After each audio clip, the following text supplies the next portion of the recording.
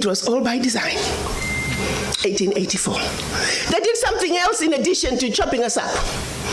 They also set out to make the African believe that everything African was bad and undesirable, and everything Western, particularly French and British, was more desirable. We call that the legacy of colonization. Prior to that, they had started long working on the slaves.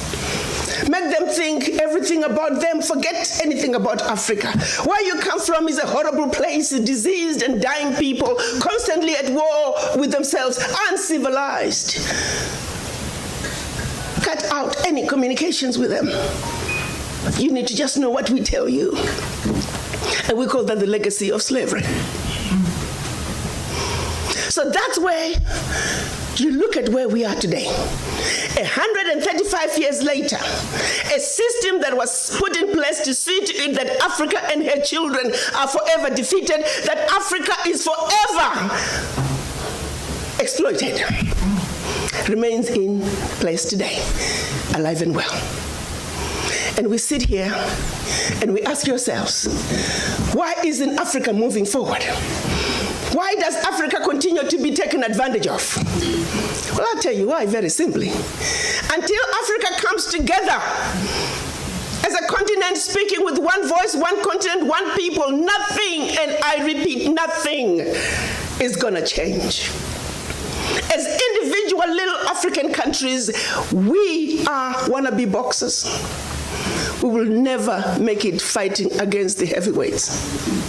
We must speak with one voice. Yeah. And this is exactly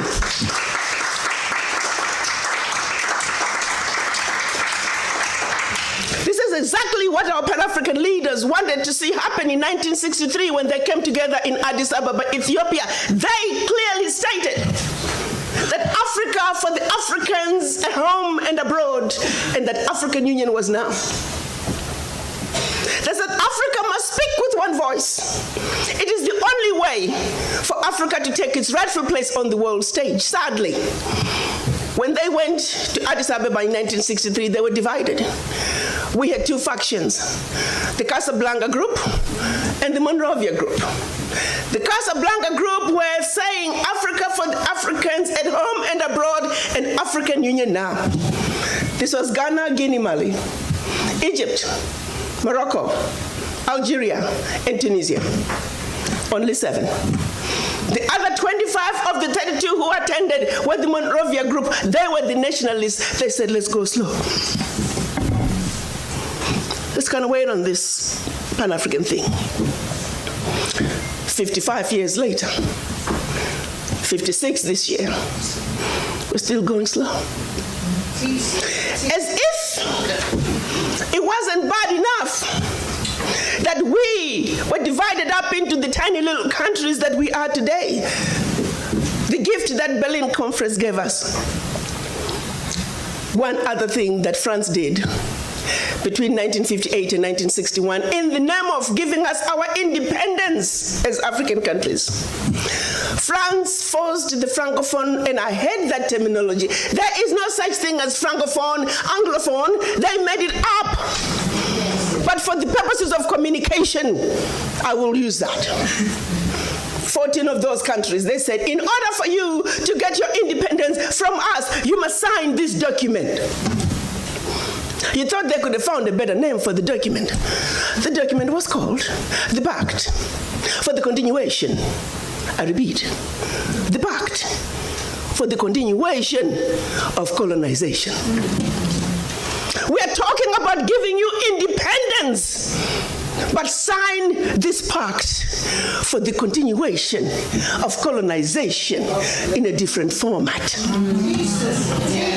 And I'm going to highlight some of those issues that they said you must agree to if you are going to be independent. Hello. Maybe we need to redefine the meaning of independence for the French.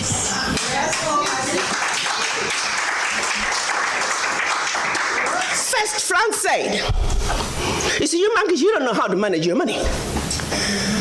We're going to demand that you deposit 85% of your bank reserves with the French Minister of Finance under are rather under the French Central Bank, under the control of the French Minister of Finance.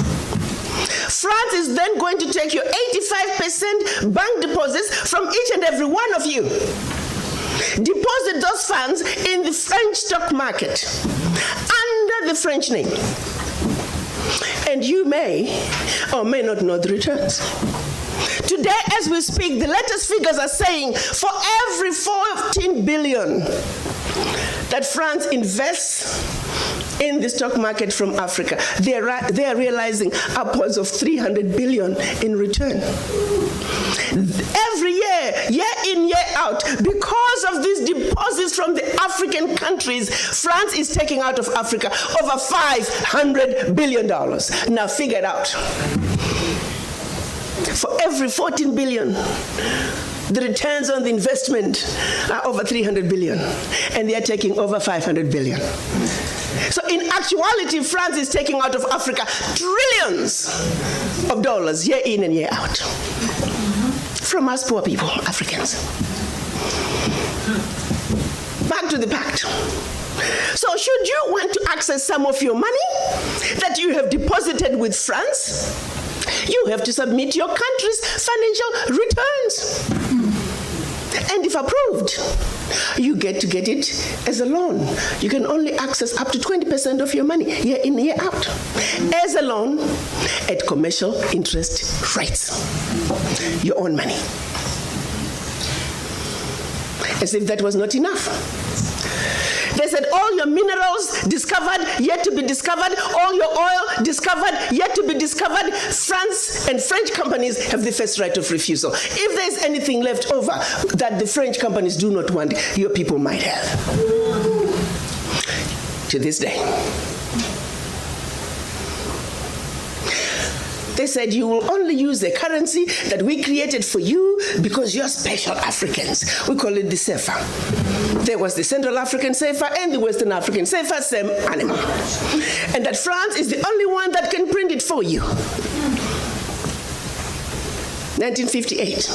Fast forward. They're still printing it for us. And if you start misbehaving, they just stop printing your money.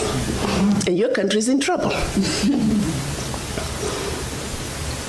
They also said your language of instruction shall be French, whether you like it or not. That France will have military presence in your country. That your military can only be trained by France. That you can only buy military equipment from France. That you cannot have any military alliance with your neighbor. And that in the event of war,